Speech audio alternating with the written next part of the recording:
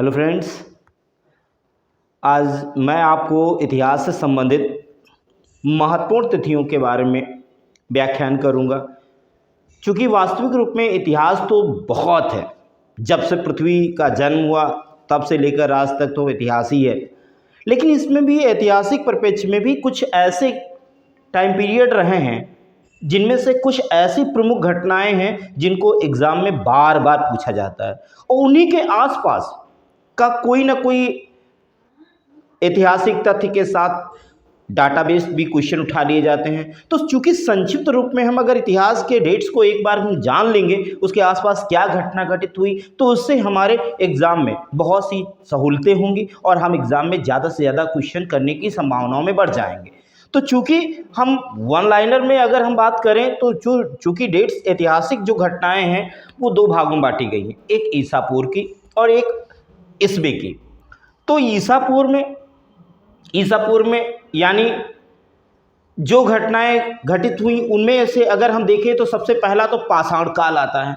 तो पाषाण काल तो छोटा तो काल था नहीं, क्योंकि पाषाण काल को अगर लें तो वास्तविक रूप में मानव की स्थितियां जो हुए वो लगभग 25 लाख ईसा पूर्व के आसपास यह आधुनिक मानव के रूप में हो चुकी थी। आधुनिक मानव आप जानते हैं जैसे रामापिथेकस या होमो सेपियंस कह सकते हैं।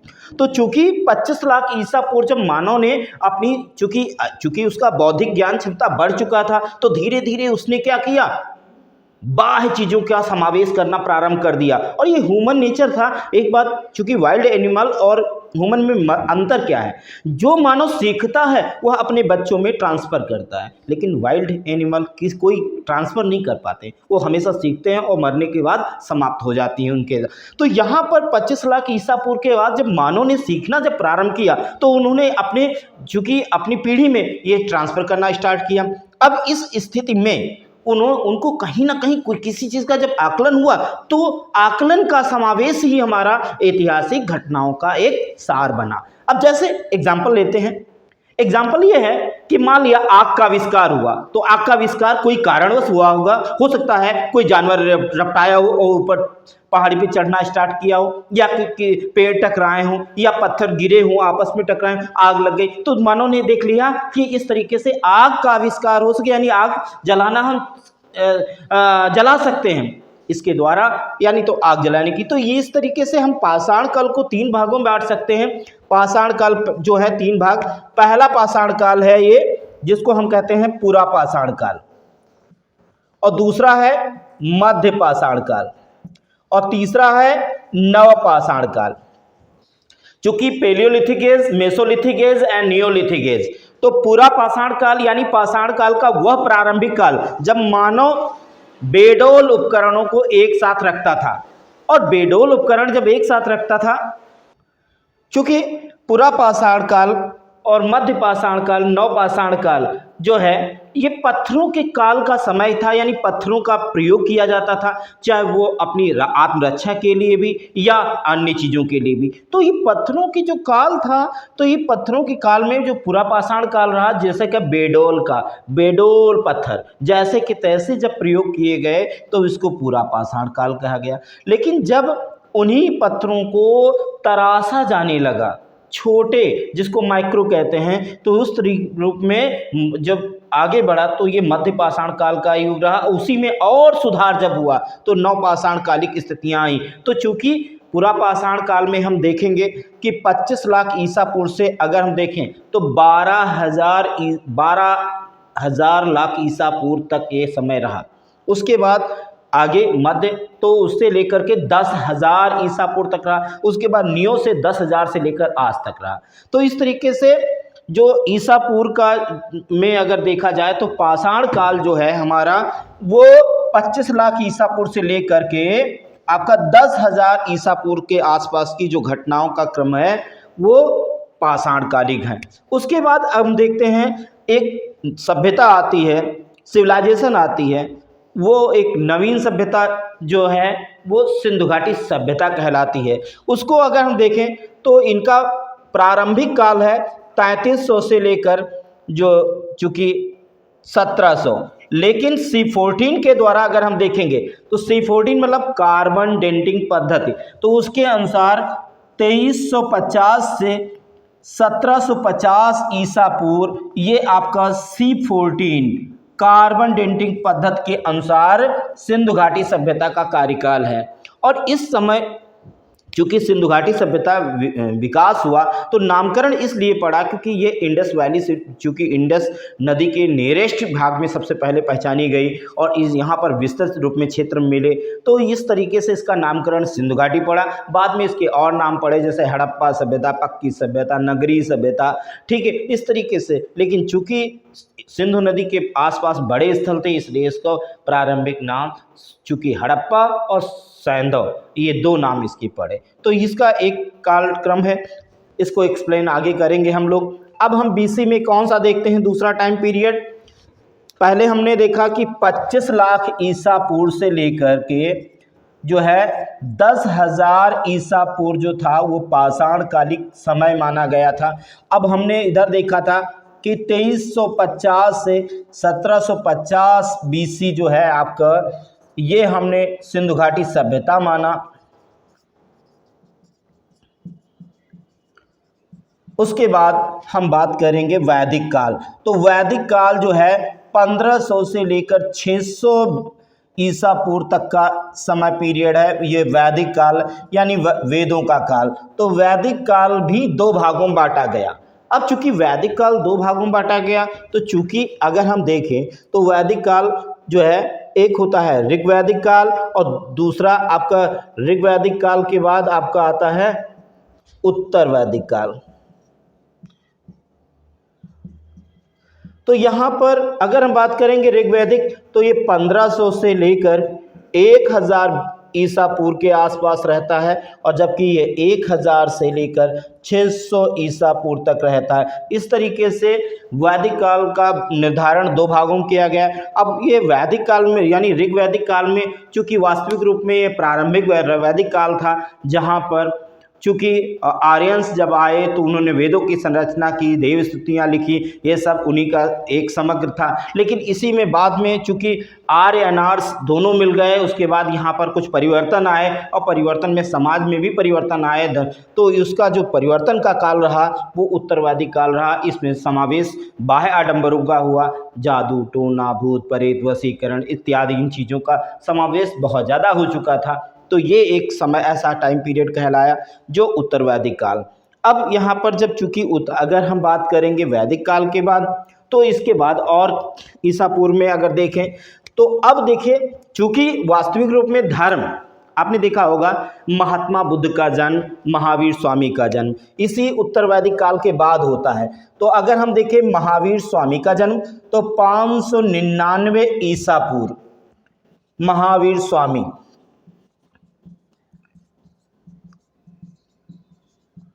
और 563 ईसा पूर्व जो है वो आपका है महात्मा बुद्ध का जन्म। तो ऐसा क्या कारण था कि ये जो महत्वपूर्ण दो व्यक्ति हुए, चाहे वो जैनिज्म महावीर स्वामी हो, बौद्धिज्म महात्मा बुद्ध हो, तो ये जो चूंकि ये दो महान विभूतियाँ जो हमारे यहाँ जन्म ली और उसके बाद यहाँ पर बौद्ध धर्म का जैन धर्म का विकास हुआ, कोई तो कारण रहा होगा जो नए धर्म अचानक में उदय होने लगे। चूँकि उत्तर वैदिक काल में ब्राह्मणों का अस्तित्व उच्च कोटि का, चूंकि अपने आप को वो श्रेष्ठ समझते थे, तो ब्राह्मणों का अस्तित्व ऊंचाई पर था और नीची जातियों का शोषण हो रहा था। तो पहला तो ये शोषण के कारण कुछ चीज़ें अव्यवस्थित हुई। दूसरी बात, क्षत्रियों में भी कहीं ना कहीं स्थितियां ये आई कि वो श्रेष्ठता प्राप्त करना चाहते थे क्योंकि कबीले के प्रधान होते थे। इसके अलावा चूंकि तर्क कोई सैद्धांतिक दृष्टिकोण का तर्क मानक यानी चीज़ों का आकलन किया जाने लगा, तो तर्क के आधार पे उनको सिद्ध करना था। तो बहुत सी चीज़ें, चूँकि सारी चीज़ों का समावेश वैदिक काल के यज्ञों में ही होता था, यानी यज्ञ ब्राह्मण करते थे, तो अर्थात समस्त चीज़ों पर ब्राह्मण का ही अस्तित्व था। तो यहाँ कहने का मतलब है चूँकि कहीं ना कहीं समाज में एक ऐसी कल्पना आएगी कि आखिर उन्हीं के पास सारा निदान क्यों है, तो इस तरीके से चूँकि कुछ चीज़ें परिवर्तन हो रही थी, दूसरी बात अब आयरन का एज आ चुका था, लोहे का विकास हो चुका था, व्यापारी वर्ग चूँकि लोहे के विकास के साथ क्या हुआ, चूँकि हल बने, हल के द्वारा मिट्टी की खुदाई हुई, इस तरीके से कृषि का विस्तार हुआ तो उत्पादन क्षमता बढ़ी तो लोगों ने क्या किया, आदान प्रदान यानी व्यापार बढ़ा। और जब व्यापार बढ़ा तो चूंकि वाणिज्य वर्ग एक ऐसा था जो व्यवसायी वर्ग, उसके पास जब पैसा आया तो उसने भी अपनी श्रेष्ठता सिद्ध करने की बात कही। तो इस तरीके से चूंकि धीरे धीरे कुछ बदलाव आ रहे थे, इन्हीं बदलावों के समय में दो महान विभूतियाँ आई, जिनमें एक महावीर स्वामी का जन्म 599 माना जाता है और 463 ईसा पूर्व में महात्मा बुद्ध का जन्म माना जाता है। तो इस तरीके से दो ये ईसा पूर्व में ये महान विभूतियाँ आई। उसके बाद चूँकि महात्मा बुद्ध चूँकि अपने विचारों को चूँकि पाली भाषा में फैला रहे थे, लगातार प्रसार हो रहा था और इनके प्रसार के कारण इनके अनुयायी भी संख्या बढ़ रही थी, भिक्षुक एवं उपासक उपासनी बहुत ज़्यादा संख्या में बन रहे थे। तो इनको चूँकि वास्तविक रूप में इनका जब प्रसार ज़्यादा हो रहा था तो ये चूँकि प्रसिद्धि हुई और जब ये इनकी मृत्यु हुई महात्मा बुद्ध की, तो मृत्यु के समय बहुत से भिक्षु भिक्षुणी आए और उसमें से 8 शासक भी आए। तो इनकी मृत्यु का समय जो है टाइम पीरियड वो पूछा जाता है, वो है 483 ईसा पूर्व।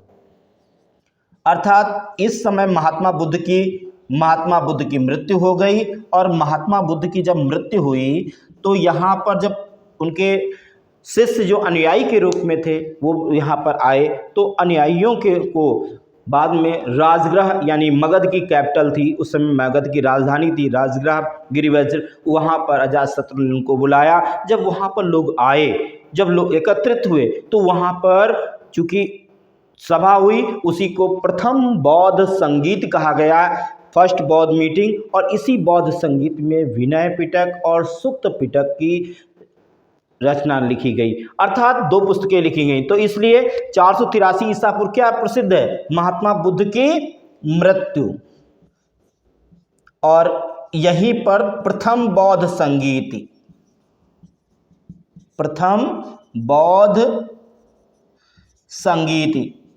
चूंकि ये हुआ यानी मीटिंग, और यहाँ क्या था, महावीर स्वामी का जन्म था ये और महात्मा बुद्ध का ये जन्म था। अब हम बात करेंगे इसके बाद की।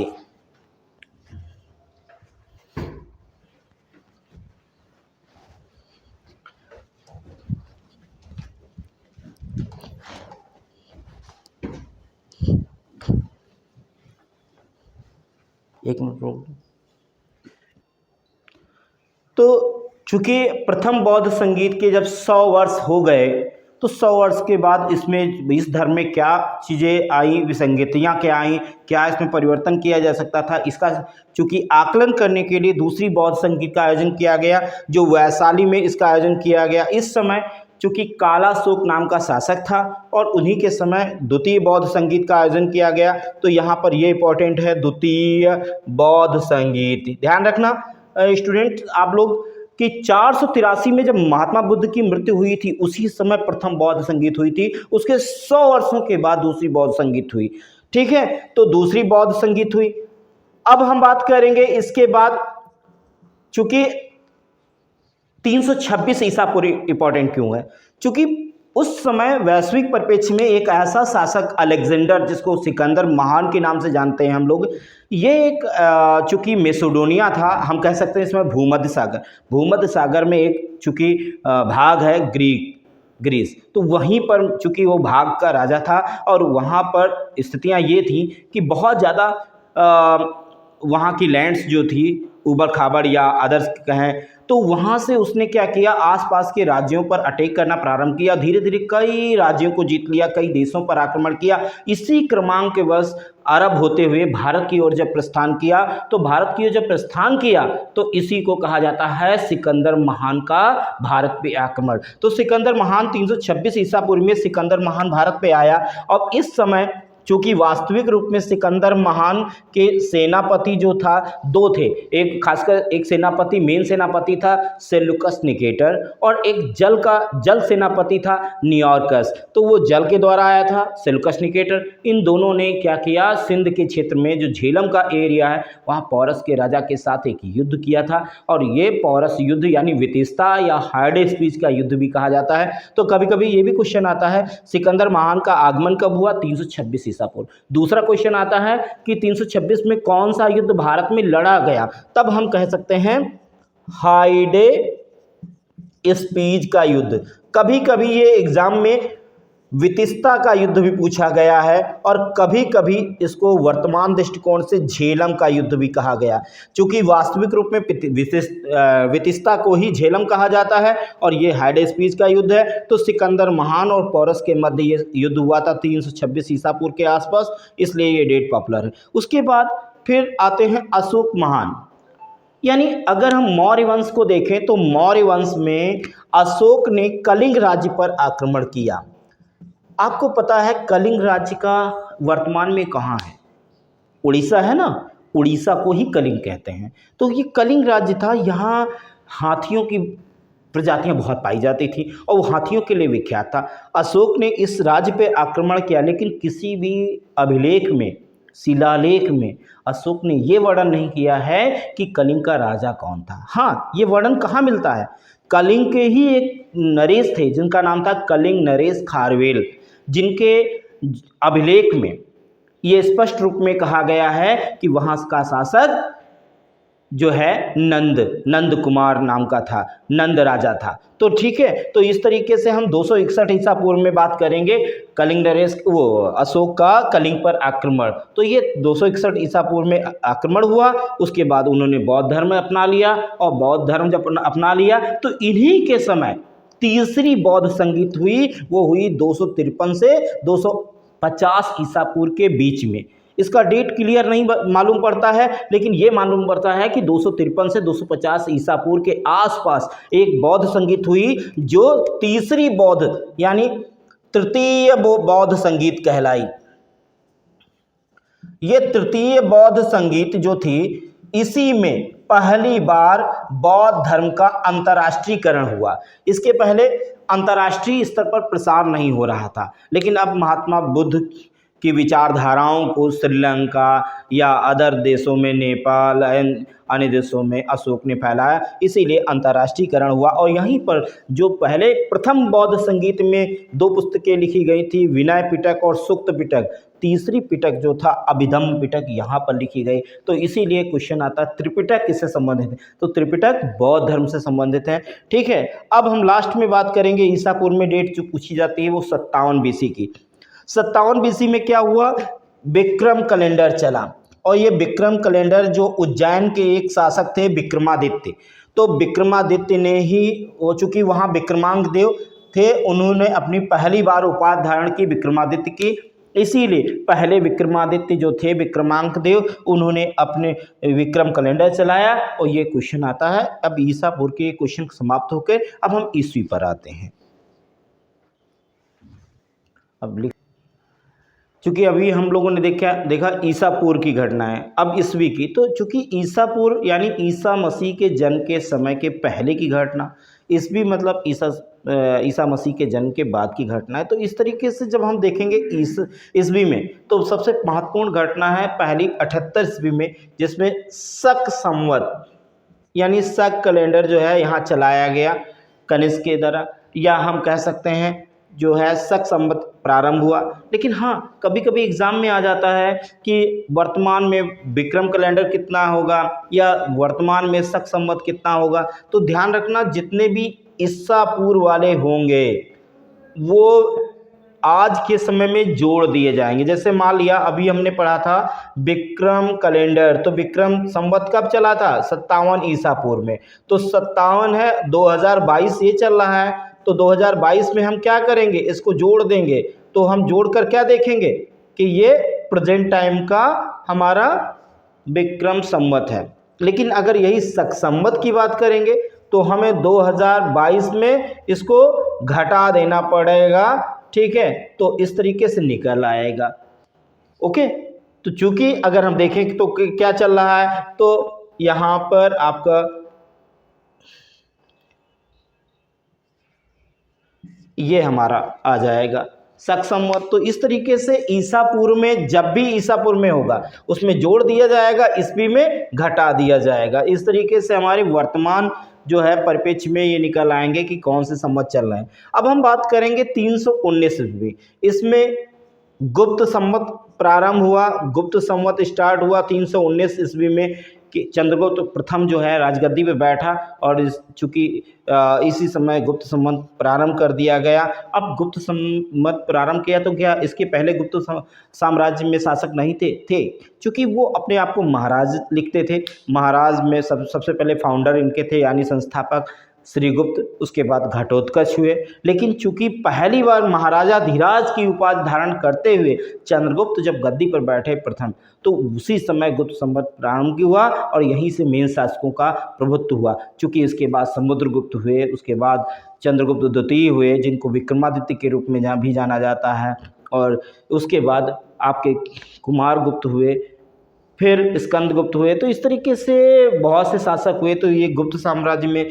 अब उसके बाद हम बात करेंगे इसी चूंकि चंद्रगुप्त द्वितीय जो थे उन्हीं के टाइम पीरियड में 399 से 412 ईस्वी के मध्य, चूंकि चंद्रगुप्त द्वितीय 380 ईस्वी में गद्दी पर बैठे थे, तो यहाँ पर 399 से 412 ईस्वी तक एक महत्वपूर्ण चीनी यात्री यानी आया जिसका नाम था फायान। तो फायान का चूंकि भारत में आगमन हुआ, यहाँ पर उसने भ्रमण किया, नालंदा गया, तो ये सारी जो घटनाएं घटित हुई तो इसका ईयर पूछा जाता है। अब हम बात करेंगे इसके बाद चूंकि हर्षवर्धन के टाइम पीरियड में फिर एक यात्री आया जिसका नाम था ह्वेन-सांग। ह्वेन-सांग 629 से लेकर 614 ईस्वी तक यहाँ रहा। तो इस तरीके से ये दो महत्वपूर्ण यात्री आए, एक तो फायान है और दूसरा आपका ह्वेन-सांग है। तो ये आपके महत्वपूर्ण है। उसके बाद जो डेट्स की अगर हम बात करेंगे तो 711 है। 711 में क्या होता है, 711 ईस्वी में एक अरब आक्रमणकारी होता है जिसका नाम है अरब आक्रमणकारी का मोहम्मद बिन कासिम। ये मोहम्मद बिन कासिम जो है ये चूंकि वास्तविक रूप में हज्जाज का सेनापति होता है, और चूंकि मालवाहक पोत जो होते हैं उनको देवल बंदरगाह के नियरेस्ट, देवल कहाँ पड़ता है, मुल्तान क्षेत्र यानी हम आज का पाकिस्तान कहें तो उस क्षेत्र में पड़ता है। तो वहाँ पर इनके बंदरगाहों के नियरेस्ट क्या हुआ, हज्जाज के मालवाहक पोतों को लूट लिया गया था, जिसकी क्षतिपूर्ति के हेतु यहाँ पर पहले कई एम्बेसडरों को भेजा, लेकिन चूंकि यहाँ पर उस समय राजा दाहिर शासक था, उसने क्षतिपूर्ति देने से मना कर दिया था। चूँकि उसने कहा कि हमारे राज्य के आसपास किसी प्रकार की लूट नहीं हुई है, और इस तरीके से इसीलिए हज्जाज ने गुस्से से मोहम्मद बिन कासिम को जब भारत पे भेजा, तो इसने जब भारत पे अटैक किया तो ये पहला मुस्लिम आक्रमणकारी माना जाता है। तो 711 में अरब आक्रमणकारियों का आगमन हो गया, और ये पहले मुस्लिम आक्रमणकारी मोहम्मद बिन कासिम थे जिन्होंने मुल्तान या सिंध प्रांत के क्षेत्रों पे आक्रमण किया। यहीं पर अरबों ने पहली बार मुल्तान को स्वर्ण भूमि भी घोषित किया। अब इस तरीके से इसके बाद जो आते हैं तो अब हम देखते हैं कि काफ़ी महत्वपूर्ण डेट्स आ जाती है। 1001 यहाँ पर अगर हम बात करें तो महमूद गजनवी का भारत पे आक्रमण हुआ। महमूद गजनवी का आक्रमण हुआ और महमूद गजनवी ने कुल 16 आक्रमण किए, 17 आक्रमण किए, और इसमें 16वां आक्रमण था जो वो था 1025 से 26। ये 1025 और 26 ईस्वी में हुआ आक्रमण। इसका चूंकि इसको कहा जाता है सोमनाथ मंदिर पर आक्रमण।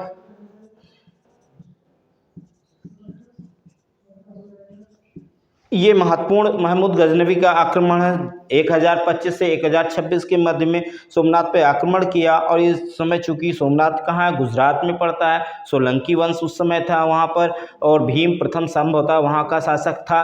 तो इस तरीके से उसी समय आक्रमण किया और यहाँ से अकूत धन संपत्ति लौट के ले गया। जब लौट के ले जा रहा था, जाटों ने इन्हें परेशान किया इनकी सेना को जाते समय, इसलिए महमूद गजनवी का अंतिम आक्रमण जो हुआ 1027 ईस्वी को हुआ। ये आक्रमण जो था वो जाटों के खिलाफ था, जाटों के खिलाफ था। ठीक है, तो यानी ये क्वेश्चन आएगा कि महमूद गजनवी का भारत में अंतिम आक्रमण कौन है, तो 1027 में जाटों के खिलाफ, यानी सोमनाथ मंदिर पर आक्रमण कब किया, ठीक है, 1025 से 26 के मध्य में। ये कौन सा, 16वां आक्रमण। तो इस तरीके से ये आक्रमण है। उसके बाद आते हैं मोहम्मद गौरी के आक्रमण। तो मोहम्मद गौरी के अगर देखें हम तो देखेंगे कि सबसे पहले उसने आक्रमण 1175 में किया था। ये कोई महत्वपूर्ण आक्रमण शुरुआती दौर में नहीं था, लेकिन इसका सबसे महत्वपूर्ण आक्रमण मोहम्मद गौरी का आक्रमण जो होता है वो होता है 1191 में। ये 1191 में जो युद्ध होता है वो तराइन का युद्ध होता है, और ये तराइन का प्रथम युद्ध कहलाता है।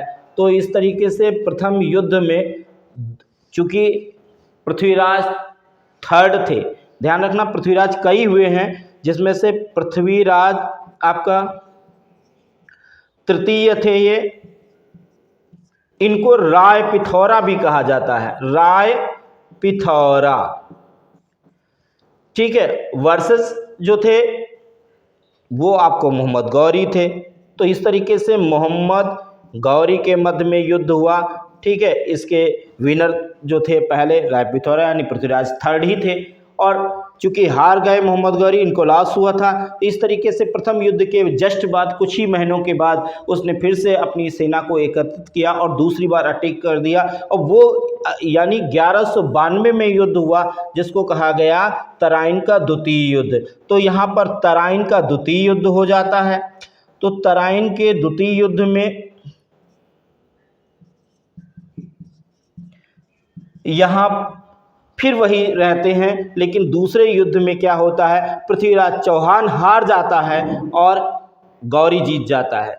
पहले में क्या था, पहले गौरी हारता है और पृथ्वीराज चौहान जीतते हैं, लेकिन दूसरे में गौरी जीत जाता है, पृथ्वीराज चौहान हार जाते हैं। इस तरीके से यहाँ पर भारत में एक महत्वपूर्ण शक्ति चौहान वंश की शक्ति खत्म हो जाती है, और एक इस समय अभी गहड़वाल वंश थोड़ा जीवित रहता है, उसके खिलाफ भी अगला आक्रमण होता है, जिसको 1194 में महत्वपूर्ण युद्ध जो है चंदावर का युद्ध कहा जाता है। तो चंदावर के युद्ध में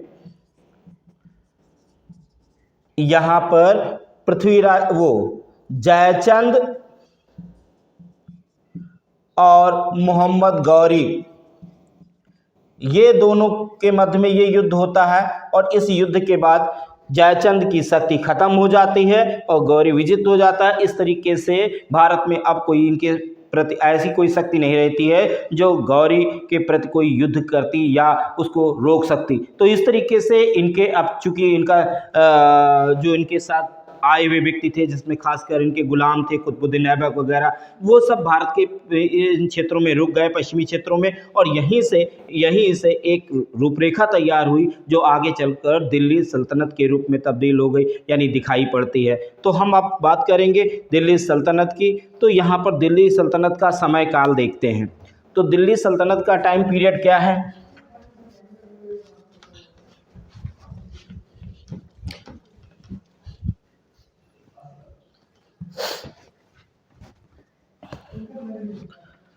देखिए दिल्ली सल्तनत जो है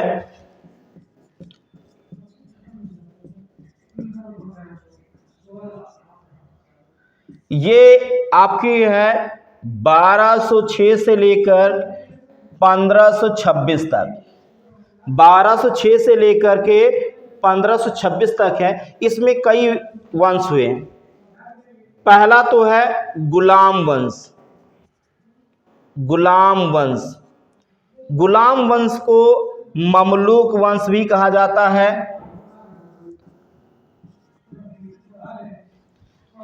इनका टाइम पीरियड था 1206 से 1290 तक। दूसरा जो है वो आपका है खिलजी वंश, 1290 से लेकर 1320 तक। फिर तीसरा जो आपका वंश आता है इसमें तुगलक वंश आता है।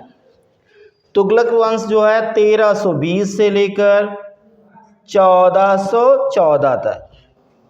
और चौथा आपका है सैयद वंश, ये आपका टाइम पीरियड 1414 से 1457 यानी तक। अब हम 1451, यहाँ पर जो फिफ्थ है वो है लोधी वंश,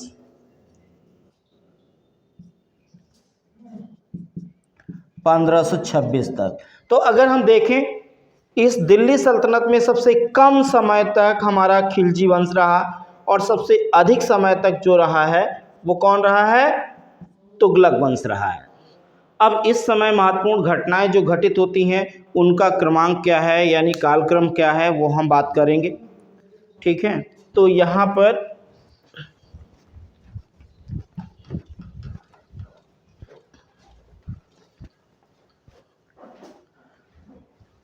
सबसे पहले अगर हम बात करेंगे दिल्ली सल्तनत में, तो दिल्ली सल्तनत में हमने देखा 5 आपके वंश थे। गुलाम वंश पहला मैंने बताया, फिर खिलजी वंश बताया, फिर तुगलक वंश बताया, फिर सैयद, फिर आपका लोधी। लेकिन इस वंश में भी महत्वपूर्ण कुछ डेट्स हुई।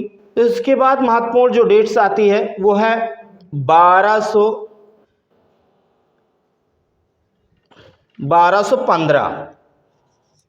इसमें तराइन का तृतीय युद्ध होता है। आपने अभी ध्यान दिया, तराइन के 2 युद्ध पहले हो चुके हैं, पहला 1191 में, फिर दूसरा 1192 में। अब तीसरा युद्ध है 1215 में, तराइन का तृतीय युद्ध। ये आपका चूंकि वास्तविक रूप में चूंकि दिल्ली सल्तनत की स्थापना हो चुकी थी, जिसमें पहला गुलाम वंश था, उसमें कुतुबुद्दीन ऐबक, उसके बाद आराम शाह के बाद एक इल्तुतमिश बैठते हैं। इल्तुत चूंकि मोहम्मद गौरी की मृत्यु के बाद 3 इसके महत्वपूर्ण गुलाम थे, नासिरुद्दीन कुबाचा, ताजुद्दीन यालदौज एंड कुतुबुद्दीन ऐबक। तो इनके आपस में मतभेद इतने तगड़े थे कि वो श्रेष्ठ बनना चाहते थे, वो इस क्षेत्र का साम्राज्य को अपने अधीन लेना चाहते थे, तो सब एक दूसरे के एंटी थे। तो इसी में चूंकि ऐबक ने तो यहाँ पर उपलब्धि हासिल कर ली थी, वो प्राप्त कर चुका था क्षेत्र, चूंकि अब ये, लेकिन अभी भी नासिरुद्दीन कुबाचा और ताजुद्दीन यालदौज लगातार इस एम्पायर को गिराने के प्रयास में थे। चूंकि आराम शाह के बाद जब इल्तुतमिश गद्दी बैठा तो ताजुद्दीन यालदौज की महत्वाकांक्षाएं बढ़ गईं। उसने क्या किया, इनके खिलाफ अटैक कर दिया। तो इल्तुतमिश ने यहाँ पर ताजुद्दीन यालदौज को पराजित कर दिया। इसी पराजय यानी इस युद्ध को ही 1215 में नाम दिया गया तराइन का तृतीय युद्ध। तो ये इल्तुतमिश और यालदौज के मध्य होता है, जिसमें यालदौज की पराजय हो जाती है और इल्तुतमिश जीत जाता है। ओके, अब आते हैं हम 1221 के बाद क्या समय आता है। 1221 के बाद का समय चंगेज खां का है। चूंकि चंगेज खां शाह मंगमरनी का पीछा करते करते वो यानी भारत की तरफ आ रहा होता है।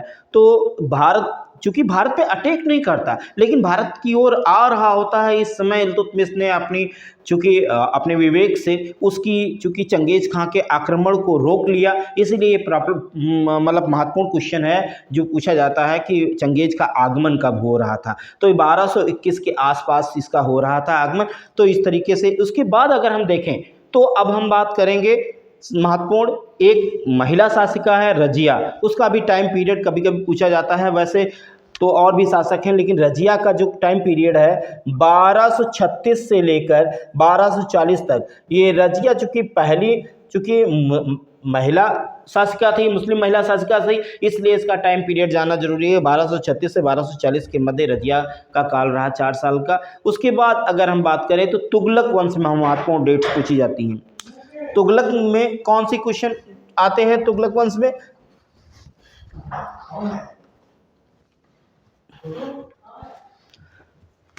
1336 ईस्वी। वैसे 1333 भी आता है। एक मोरक्को का निवासी था जिसका नाम था इब्न बतूता। तो ये इब्न बतूता जो है मोरक्को से भारत आ चुका था।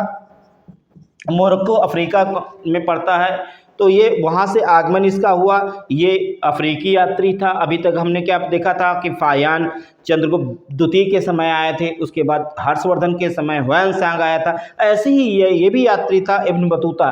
चूँकि इसको काजी की उपाधि देते हुए यहाँ पर रखा गया था। बाद में चूँकि यहाँ पर ये मोहम्मद तुगलक के समय था, इसलिए ये महत्वपूर्ण डेट्स है। और आपको ये बता दें, मोहम्मद तुगलक के समय ही 1336 ईस्वी में विजयनगर साम्राज्य की स्थापना हो गई। विजयनगर साम्राज्य, ये विजयनगर साम्राज्य स्थापित करने के लिए दो ब्रदर्स थे, हरिहर और बुक्का नाम के व्यक्ति। इन्होंने क्या किया, हम्पी क्षेत्र को विजिट कर लिया था और इस तरीके से अलग क्षेत्र को विजिट किए वाले क्षेत्र को विजयनगर साम्राज्य के रूप में इसको जाना गया। तो ये विजयनगर साम्राज्य की स्थापना हुई थी। उसके जस्ट बाद 1343 के आसपास यहाँ बहमनी साम्राज्य की स्थापना हो गई। तो बहमनी साम्राज्य की स्थापना हुई, तो इस साम्राज्य की स्थापना का श्रेय है हसन गंगू को, ठीक है, या अलाउद्दीन बहमन शाह भी कह सकते हैं। तो इसलिए बहमनी साम्राज्य पूछा जाता है। उसके बाद जो डेट्स में महत्वपूर्ण आती है वो है 1398 1398 ईस्वी। इसमें क्या हुआ, तैमूर लंग, जो तैमूर लंग है ये भारत पे आया, भारत पे अटैक किया और इस तरीके से अटैक करने के बाद यहाँ जो तुगलक वंश था उसकी शक्ति को और तोड़ दिया और इस तरीके से तुगलक की जो रीढ़ टूट चुकी थी वो उसको समाप्त करते हुए अब नए वंश इसके सेनापति ने तैयार किया। उस नया वंश का नाम सैयद वंश पड़ा। तो सैयद वंश हुआ। उसके बाद जो आगमन होता है हम बात करेंगे अब अगले सन की।